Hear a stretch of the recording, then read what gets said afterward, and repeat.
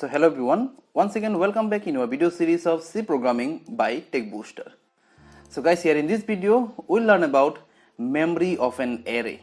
In our previous videos we have learned about our single dimensional array and multi-dimensional array, and here in this video we'll look into the memory allocation for a particular array. So first of all, before discussing an array, let me start with a variable. So here you can see I have considered a variable a whose type is int.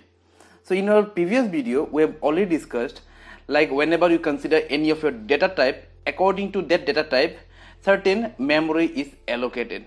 Here is, if I consider about my int data type, so according to my compiler I will be allocated 4 bytes. Now it depends on your compiler, like here I am using 32-bit compiler, that's the reason my size of int is 4. In your case it may also be 2. Now I'll show you this one as well, don't worry. So whenever you consider any of your variable and whenever you store any data in that particular variable, basically what we do, we are storing this particular value, like here in this case I have considered 4. We are storing this 4 in a certain memory location. Like here if I consider this one to be my memory location where I am storing this particular value 4. Now whenever you want to call that particular value, in that case you need to have that particular address of memory location so that you can call that particular value from that location. So whenever we use our address operator, basically what we are doing, we are allocating a particular address for our variable. Like here in this case, if I consider this memory location, and let me consider this one to be the address of this particular memory location. I will also show you how to get this particular memory location or how to get this particular address. So let me just open code block and start showing you this one. So here in this case I've considered a file named as array_memory. So I'll start with my header file, include stdio.h. okay, so now I'll have my main function, and here if I consider int data type, here this is my a. Whether you consider any value as of now or not, that does not matter. Just whenever you define your a as your int data type, at that particular moment a certain memory will be allocated, and that memory will be your 4 byte. If you want to get that, let me just print f size of a is %d. Okay, so now in order to get size we need to use a function size of a. Okay, I'm done. Now I'll use my return function here, return, and then once you run this particular program, you can see size of a is 4. Here this is 4 because I am using 32-bit compiler. In your case this may be 4 or this may also be 2 depending on your architecture.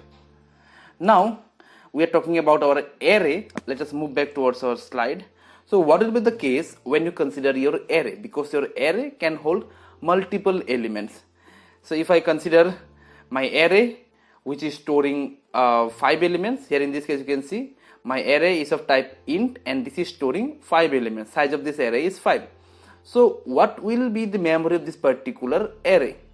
So here if I consider this one to be my array, here I have 5 elements, 5, 87, 9, 1, 25.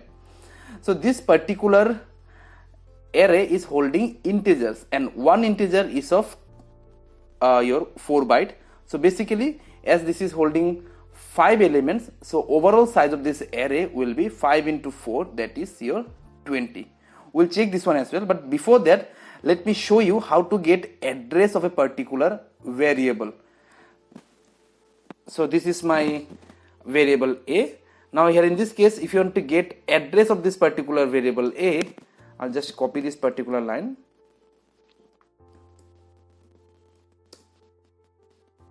and here let me print address of a is, in place of size I will just consider address, address of A is, now here in this case I will have to consider my address operator. We'll be discussing this one in details in our pointer topic. Don't worry, as of now you just need to know whenever you want to get address of a particular variable, you need to consider this address operator and A. Now let me use a /n here in order to print new line. Now once you run this one, you can see this is the address of A, that is your 64,22,044. So this is the address of your variable A.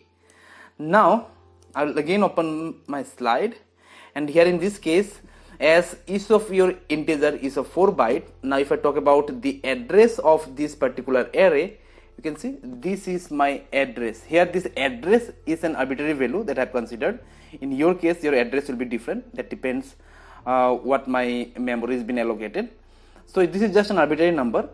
So here you can see the address of my first element is, that what I have considered here is 6,41,020. Now this particular integer is a 4 byte. So the next element, if I consider my next element which is 87, here my address will be 6,41,024. The difference between these two addresses is 4, because each element is holding 4 byte. I will show you this one as well. Let me just open my code block once again, and here let me consider an array. Again I am considering my data type as int, so let me consider a double r, and here let me consider my size to be 5. I am not considering any element as of now, just I have defined the size of this particular array. Now if I copy this thing, I will just comment out this particular line, and now here size of a double r. Okay, so you can see this is my array, and now once you run this particular program, you can see the size of my integer a is 4, whereas the size of my array, here this should be a double r. No issues with this one, this is just my sentence. So the size of this particular array is 20, that is your 4 into 5, 4 into 5. And here if you want to check out the address of particular element, let me show you, you will see the difference between your address will be 4. Let me just copy this one, Control V, Control V. Let me use /n here, or let me use /n. Okay, and this one will be your a double r 0 a double r 1. Okay, let this be a double r. Okay, now if I run this one, you can see the address of my first element is 64,22,016, and the address of my second element is 64,22,020. Difference between these two addresses of 4 byte. So guys, now we can conclude that each of our array will hold the memory according to its data type. Like here if I consider character, you can see here if I consider character, we know that character holds 1 byte. Now here the size of your array will be 5, not 20. If you run this one, you can see size of your array is 5, and now your difference is 1. It's 64,20,043 and 64,20,044. So this is about memory of our array. Now what will be the case if we consider our two-dimensional array? So you can see this is my two-dimensional array. I have considered a syntax here, like the size of this particular array will be 2 row and 3 column. So this is my array. Here in my first row I have 10, 12, 4, and my second row I have 6, 20 and 15. So how will this element be stored in my memory location? So first of all, we'll be working on my first row, and then we'll work on my second row. So you can see here, first of all, I am storing the element of my first row 10, 12, 4, and then comes my second row 6, 20 and 15. And accordingly you will have your memory locations. Here these are my memory location. Here difference between my memory location will be 4 again, because I have considered int data type.